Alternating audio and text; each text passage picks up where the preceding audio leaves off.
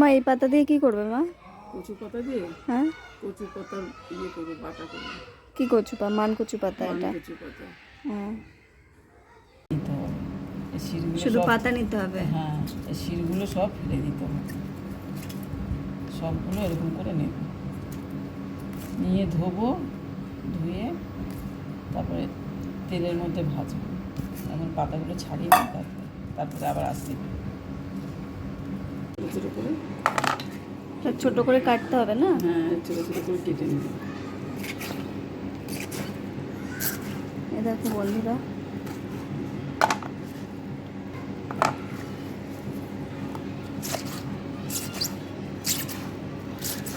এটা একটু নাড়তে হবে না?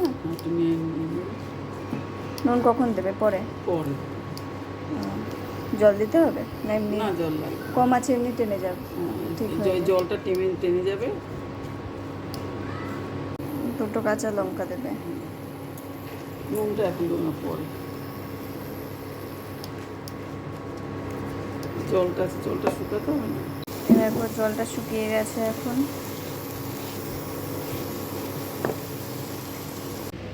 শুকনো লঙ্কা দিয়ে দেবো, একটু কালো জিরে দিয়ে দেবো,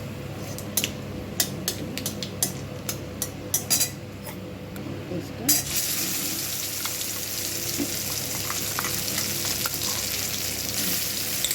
তুমি রসুন খাও, রসুন দিতে পারো, পেঁয়াজ দিতে পারো। আমি এর মধ্যে কালো জিরার ফোড়নটা ভালোবাসি, নিয়ে কালো জিরা দিয়েছি। সে নিজের পছন্দ মতো।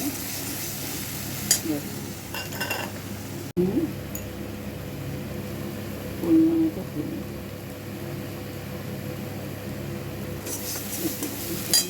বেশি না, একটুখানি আমি পুরে দিয়ে সামান্য 2-4 দানা।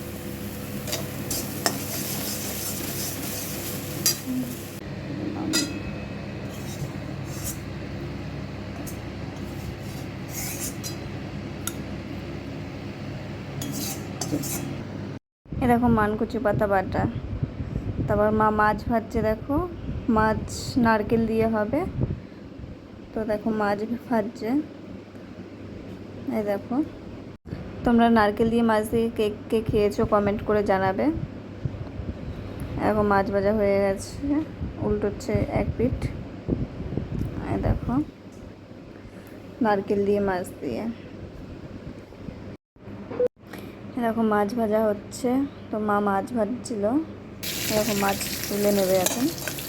তোমরাও যারা জানো না নারকেল দিয়ে রেসিপিটা দেখে নিও। দেখো তেলটা গরম করে নেবে, একটা শুকনো লঙ্কা দিল, তেজপাতা আর সাদা জিরে দিল, যে 5 ফোড়নকায় দেবে। তারপর নারকেল বাটা দিয়ে দিল। দেখো নারকেলটা ভালো করে নেড়ে নিল।